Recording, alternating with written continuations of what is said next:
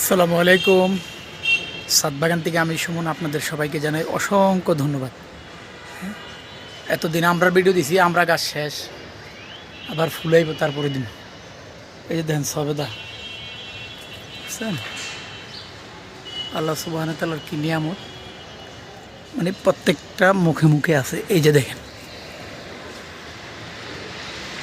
এই যে এই যে মানে প্রত্যেকটা। আর গাছ লাগাইছে কিসে দেন, এই যে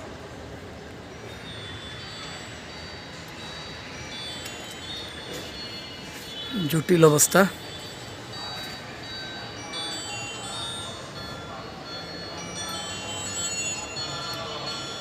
দেখ